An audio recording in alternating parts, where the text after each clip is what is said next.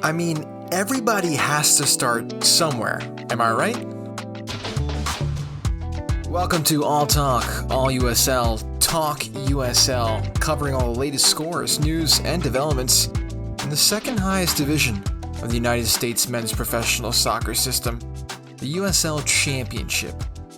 I'm your host, Vince Galvano, and ladies and gentlemen, we're getting this show on the road. I'm very excited to bring to you another podcast dedicated towards the second division of American soccer, which is the USL Championship, as we know.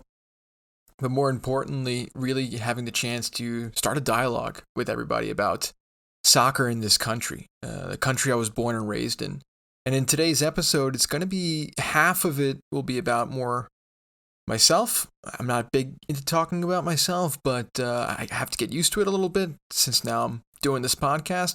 And then we'll also get into some of the latest news and developments coming from, you guessed it, USL itself. Because we're not too far away either from the start of the season. In any case, let's get into the show. I'd love to just introduce myself. So I'm 26 years old. Born and raised in New York, family of 5, grew up with 2 other brothers, all soccer crazy. Father was Italian, so after the 2006 World Cup, soccer was the only thing that was going on in our household. So my brothers and I, we all played it, and it's something that you really, as Danny Rojas says from the Ted Lasso show, football is life. You know, you're playing it, you're watching it, you're reading about it. You're gaming on your video game consoles, FIFA, Pro Evolution Soccer, so all day, every day, just dreaming about soccer. Football is life. In any case, I decided to play in high school, played club, travel the whole 9, and then I actually decided to play even some college soccer at the Division III level. 2 years in upstate New York and then 2 years in New Jersey. Nothing crazy, no D1, no D2, but instead D3. So I can just give you a rundown, essentially, of what was my career, even though it wasn't anything crazy, but I am at least one of the, let's say, few that made it through all 4 years of college soccer, which I know can be a challenge for a lot of people because a lot changes in your 4 years at college. So to continue and to remain on a roster spot for a sport is difficult.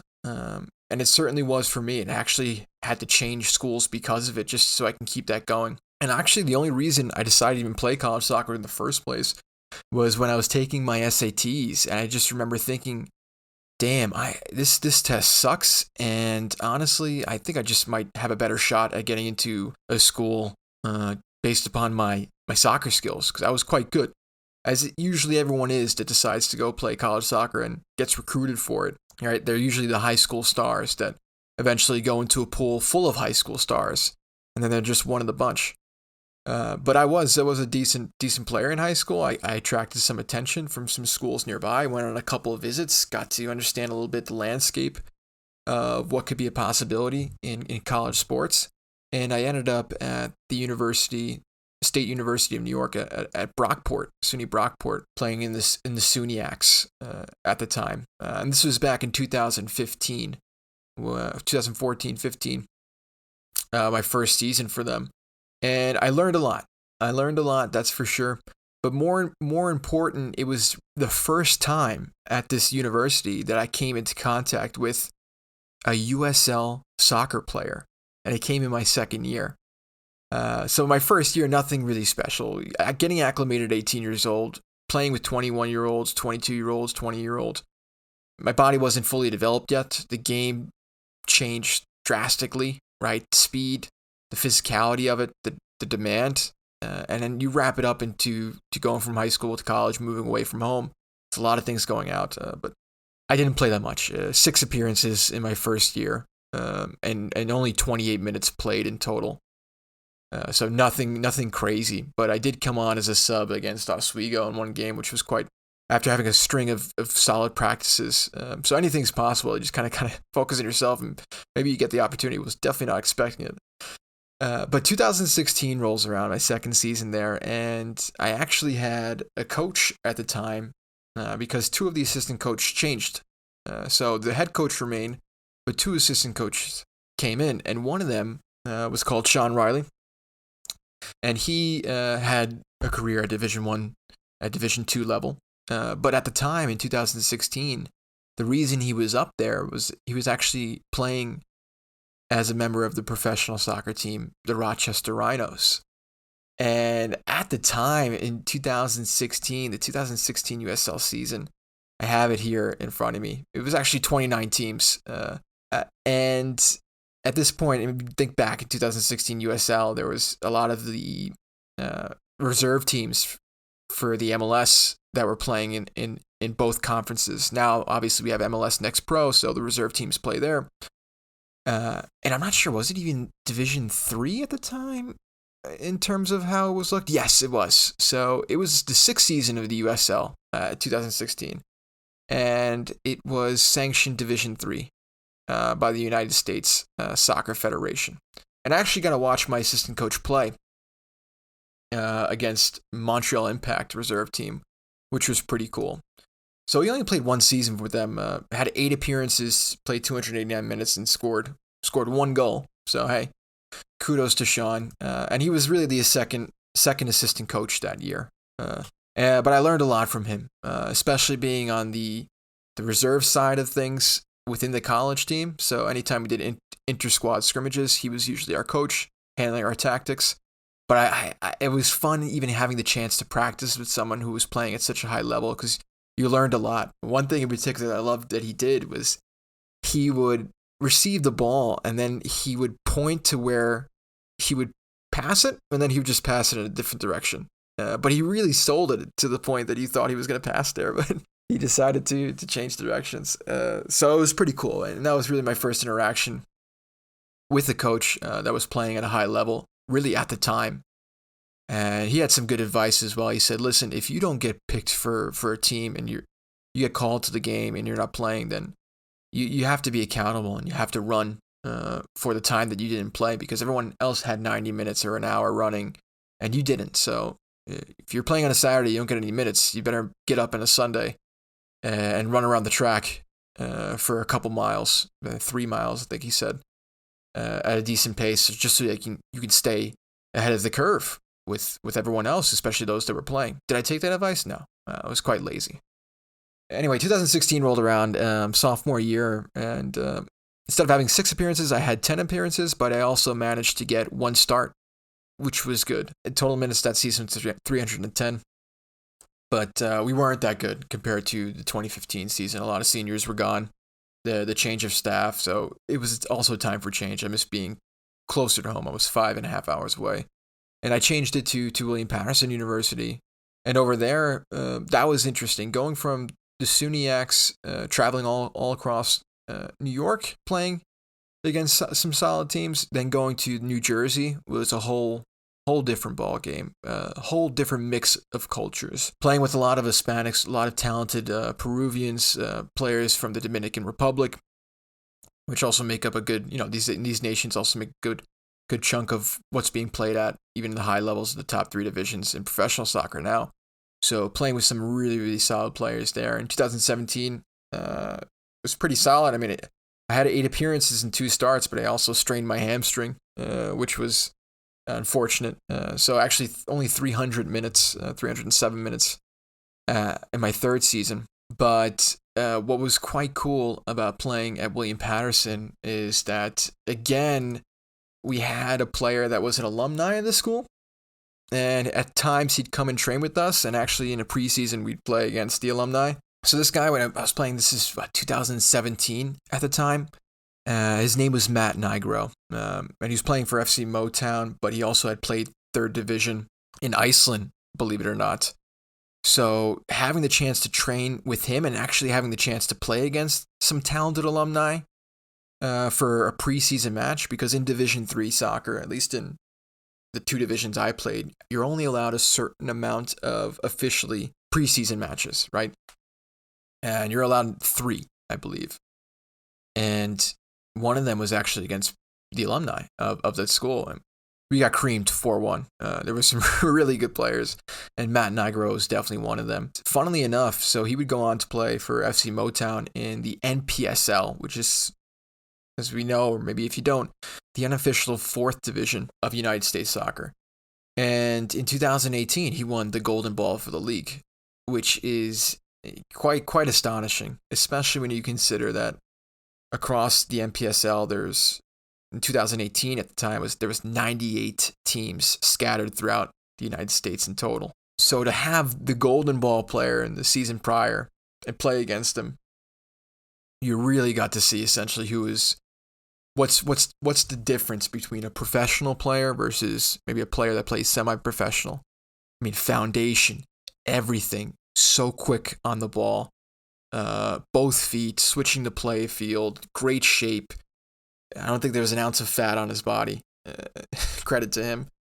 Not sure where he is now, but it was just an alumni coming back to play with us and play against.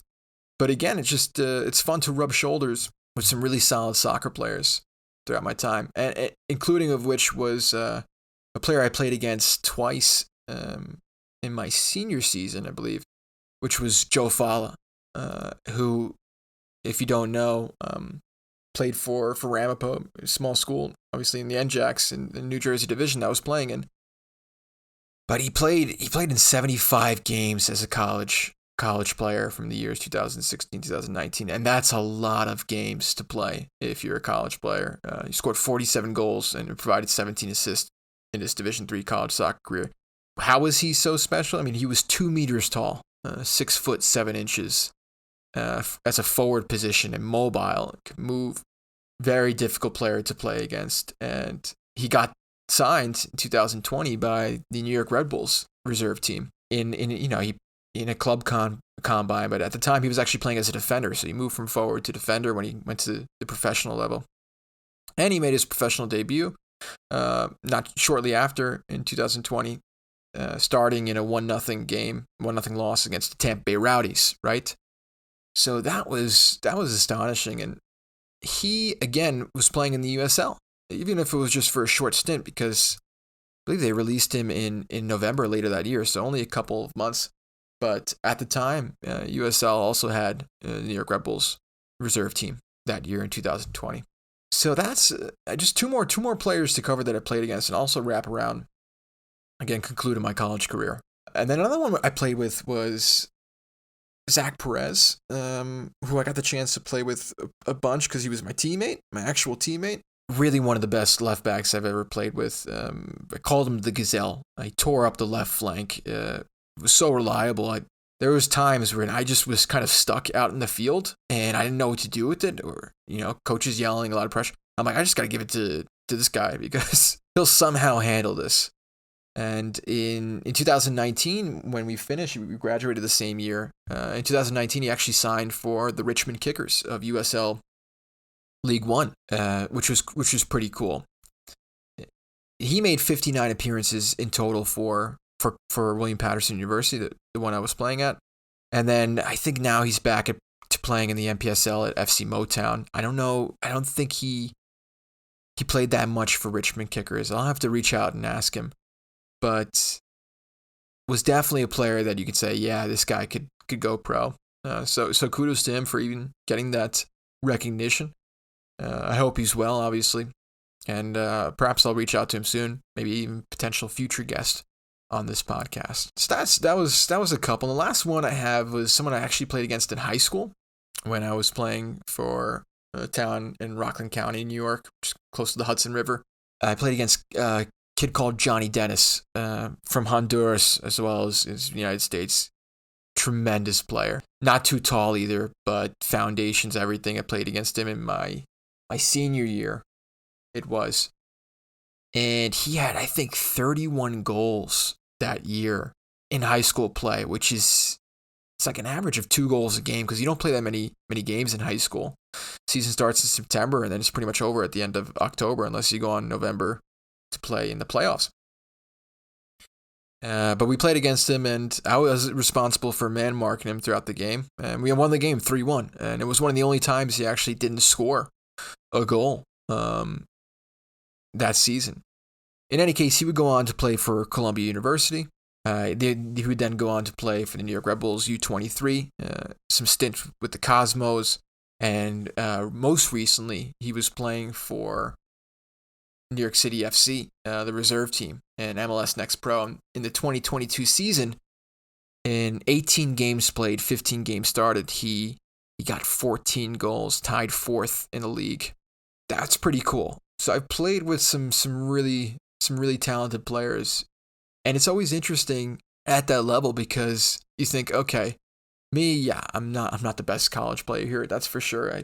In college, you have other priorities, right? You're a student athlete, so the student comes first. But for some of these players that I've played with, you can say, yeah, if these guys wanted to go, they can definitely take it to the next level. So some of them have, and that's just a select few. And the most prominent season that I had for my college was my senior year, where I played 14 games, started in 11, with over 650 minutes played. And that was pretty cool. I got injured early on in the season, from spring season. I forget, but I did have one injury. From preseason going into the season. So I mean, 2017, 2018. Unfortunately, I was littered with an injury each season. And playing Division III soccer, once you're injured, good luck trying to get back. We don't have a 9-month season. You have 3 months. You have August, September, October, and some of November. So it's you really have to stay in shape. You really have to take care of your body, and hope that nothing goes wrong. Because if something goes wrong, it'd be very difficult to get back into it. And a hamstring was not fun. Straining a hamstring was not fun. That's for sure. But in part, I think it was also due to my own laziness. I wasn't the fastest player. I could have hit the gym more. I was a college kid. There was other things I was doing. Soccer wasn't the most important thing in my life. It was something that kept structure. And I was more interested in doing some other stuff.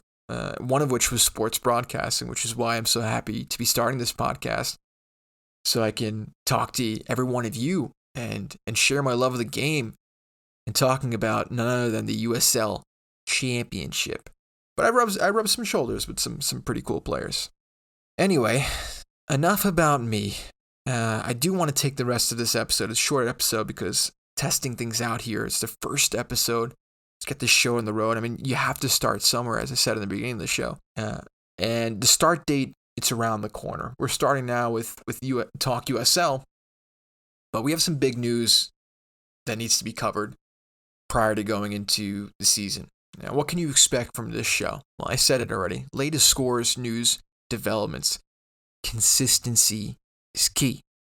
What do I mean by that? Well, I want to give you guys weekly episodes that you can digest every Monday. Why every Monday? Because it's just a good day for me. I work a full-time job. I live overseas. I'm in Europe right now, but I really want to follow this season, and I want to give my thoughts, and I want to go on a journey with all of you listeners out there. I don't have a favorite USL team. If I had to choose, it's the Rochester Rhinos, but they're no longer really in the mix. I want to see what this season has in store for the United States, for us watching and enjoying all of these games. The World Cup is around the corner. We have the World Cup champion playing in Major League Soccer, Lionel Messi. The eyes are going to be on us, and the eyes are already starting to be on more and more the USL Championship. So let's take a look. I mean, the biggest news that came out, I'm recording this February 28th, Wednesday, but expect that Monday will be the new episodes. Actually, prior to getting into the news, one more thing.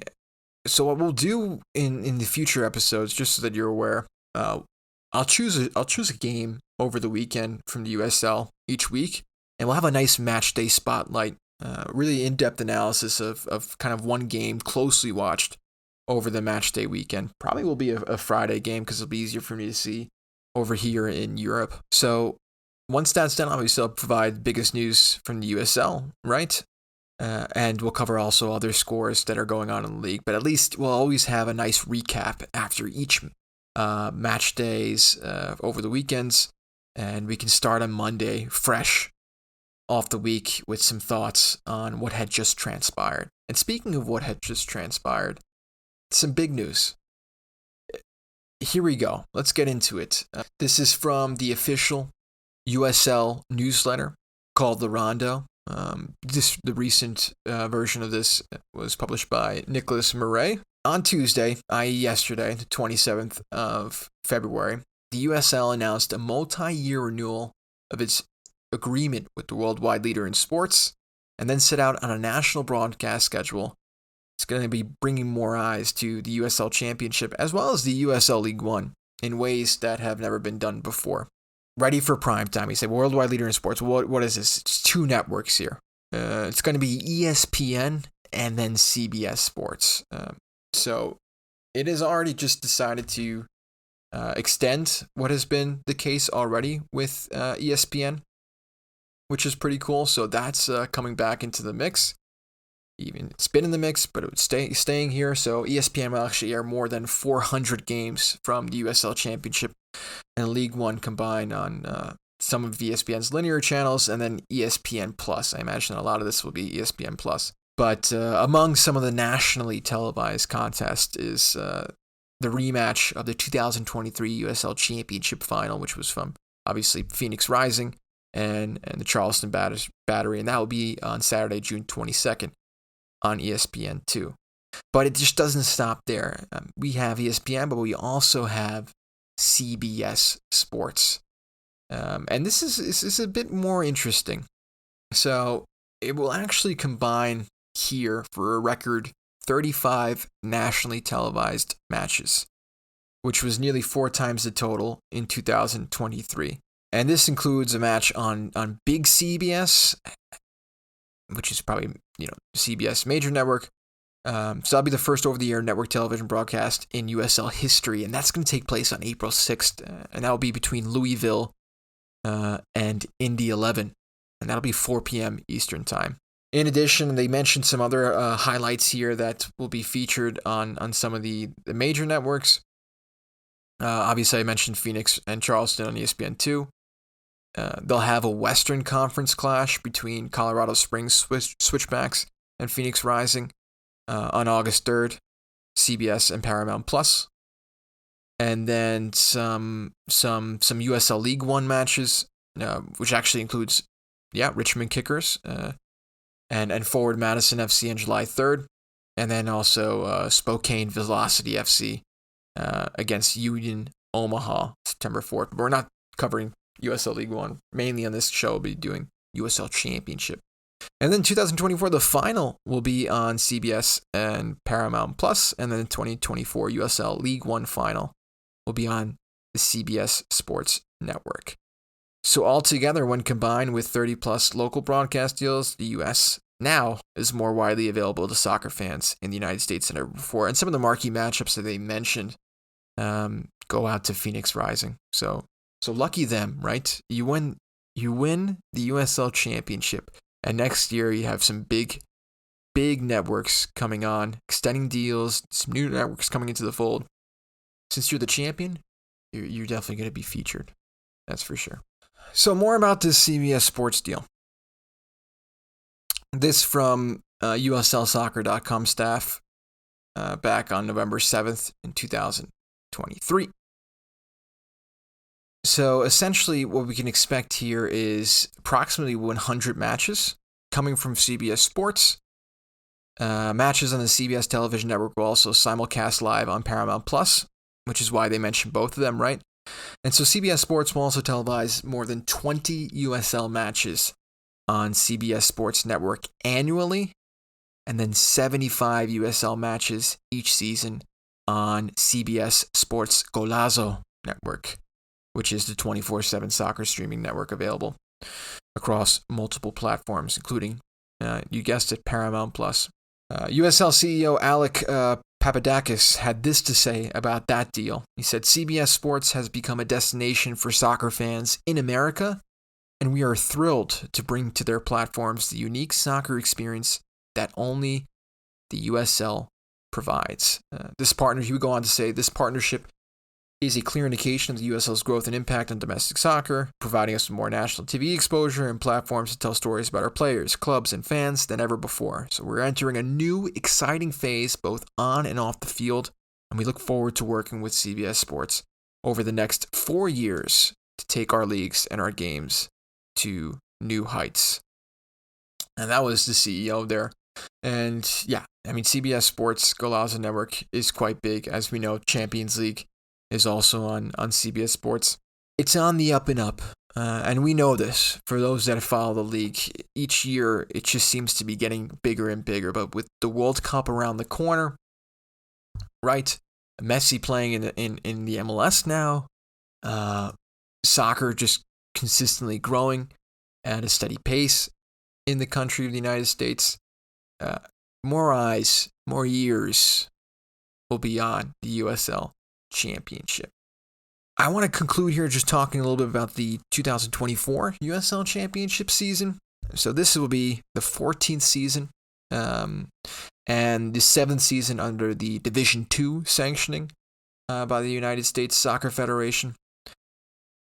24 teams, just as last year, but there are a couple of changes. So what are the changes? Well, Rio Grande Valley FC Toros and San Diego Loyal Soccer Clubs, they're out of here. They're departing from the league, and we have some expansion clubs that'll substitute in for them.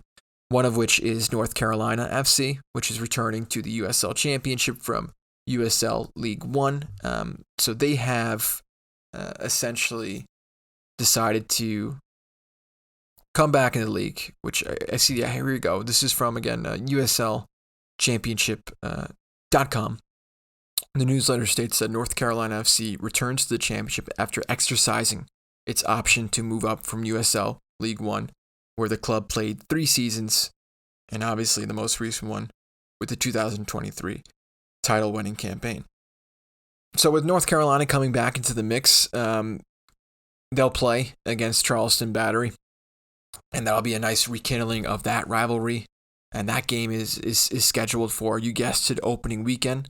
So we'll have a nice match in Carolina between Charleston and North Carolina FC. So in addition to North Carolina, the other team coming in is Rhode Island FC. So they'll embark on its inaugural season as a club. So very interesting to see how they will fare in the USL Championship. On March 16th, Rhode Island FC fans will get to experience the club's historic debut as New Mexico United comes to their stadium in Smithfield, Rhode Island. And that's coming soon. So already in the first month of the league, North Carolina and Rhode Island will have some huge games. Obviously, Rhode Island hosting, their fans for what will definitely be a special occasion. And then North Carolina, difficult starts, perhaps a rude awakening, or what's that called? A wake up tester, wake up alarm, right? When they come into a league and they have to play against none other than the rivals, but also finalists Charlton Battery, who actually won the 2023 Eastern Conference crown last year. So that's North Carolina and Rhode Island. So those are obviously 2 East Coast teams coming into the mix. So what does that mean for conference realignment? Well, Memphis and FC Tulsa will now join the Western Conference. So that's how it'll be set up for that. I'm interested right now to check out essentially Rhode Island. Okay, so their stadium in Smithfield hosts about 5,000. Well, actually, Wikipedia has it quite exact, 5,252 attendees. So that March 16th game, I can imagine that it wouldn't be too difficult to get 5,000 of their fans into that stadium. Just a couple of other notes from the managerial side of things. So we have 10 teams that had changed their coaches over the offseason. That's Detroit, Hartford, Orange County, Tampa Bay, Miami, Indy 11, Switchbacks, Colorado, Phoenix Rising, and FC Tulsa and Las Vegas Lights. And one of which I grew up watching quite a bit.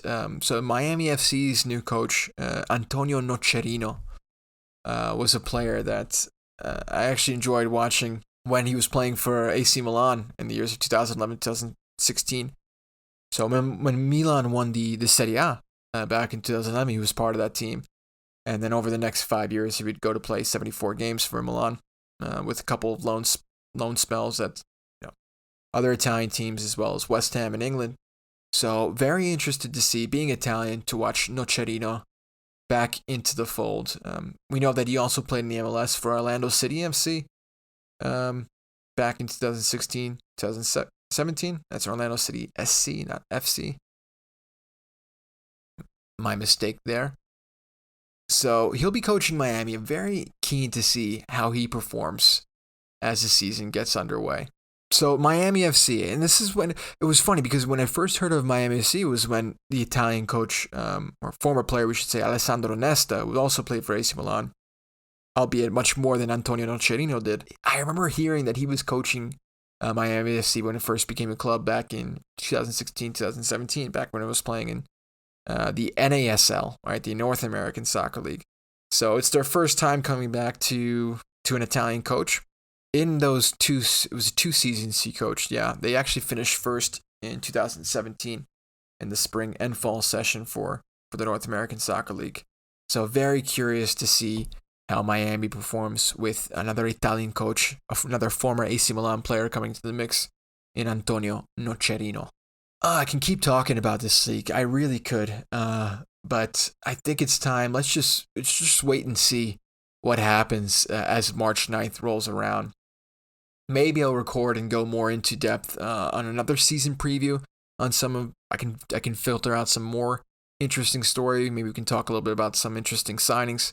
But I think let's just wait also until that first ball is kicked come March 9th. That USL beautiful championship select ball is kicked off, and then that's when a lot more conversations can take the fold, because we'll start seeing how this league develops over the course of what will certainly be, without a doubt, an eventful 2024 USL Championship campaign. I think I'm gonna close it there now. Thanks for listening. This podcast is gonna be everywhere where podcasts are available. You can follow me and TalkUSL on all social platforms: Facebook, TikTok, Instagram, YouTube. We're going live, people. Okay? We're going across the United States. And not just any part of the United States. I'm talking about something in particular. Football. Soccer. United Soccer League Championship. So thanks for listening. Really appreciate it. We'll see each other soon. We'll hear from each other soon. If you liked the episode, make sure to share with some friends, some family, some other fellow USL fans. And I don't have a team right now, so we'll see if over the course of the season, if I decide to pledge my loyalty somewhere. Might take some convincing from some of you fans out there listening. So this has been All Talk, All USL, Talk USL, covering latest scores, news, and developments in the USL Championship. Bye for now.